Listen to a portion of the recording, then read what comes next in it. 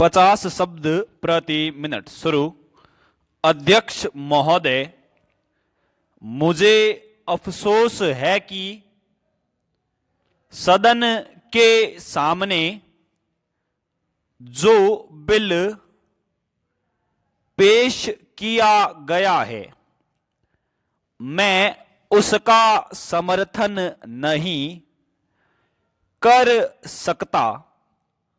हम देखते हैं कि जहां तक भ्रष्टाचार को कम करने का प्रश्न है, अभी तक कानून के द्वारा उसमें विशेष सफलता नहीं मिली है। इसलिए देश में आमतौर से यह मांग की जा रही है कि ऐसे ठोस कदम उठाए जाएं जिनसे सब प्रकार के भ्रष्टाचार को समाप्त किया जा सके। मैं समझता हूं कि इसी भावना से प्रेरित होकर सदस्य महोदय ने यह बिल सदन के सामने रखा है। इस संबंध में मैं यह निवेदन करना चाहता हूं कि केवल कानून बना देने अथवा कानून में संशोधन कर देने से ही भ्रष्टाचार का अंत नहीं हो सकता है। हम जनता में प्रचार करके तथा अपने व्यवहार द्वारा इस काम को और भी अच्छी तरह से कर सकते हैं। आज आवश्यकता इस बात की है कि समाज का जो ढांचा है उसमें परिवर्तन किया जाए। जब तक समाज का ढांचा नहीं बदलेगा,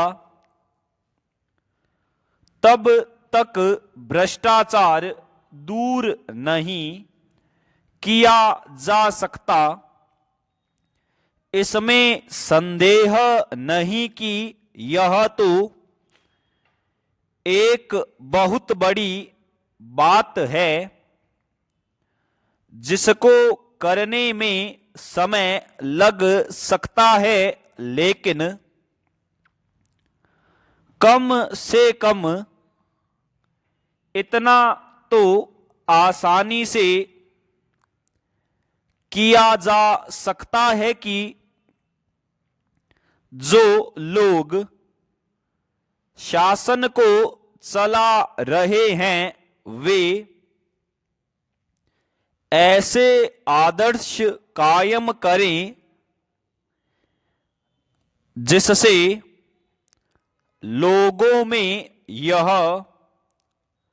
भावना पैदा हो कि भ्रष्टाचार करने पर उतनी हानि उठानी पड़ेगी।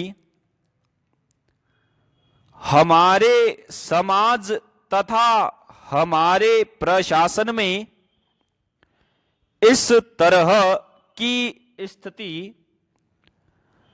अभी तक उत्पन्न नहीं हुई है। मैं कोई खास मामला तो आपके सामने नहीं रखना चाहता हूं, लेकिन आमतौर से भ्रष्टाचार के बारे में जनता में जो भावना है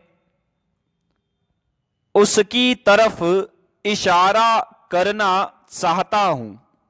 चेंज। महोदय, भ्रष्टाचार न केवल सरकारी कर्मचारियों में व्याप्त है बल्कि उनमें भी है जो निर्वाचित होकर आते हैं और जिनका कर्तव्य जनता की सेवा करना होता है। इस संबंध में मैं यह स्पष्ट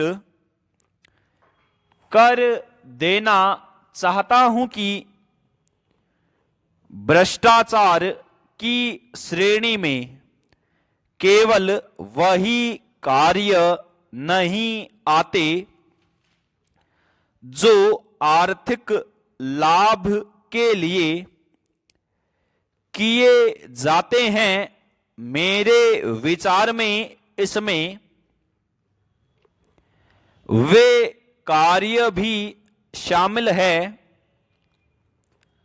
जो दूसरी तरह के लाभ उठाने के लिए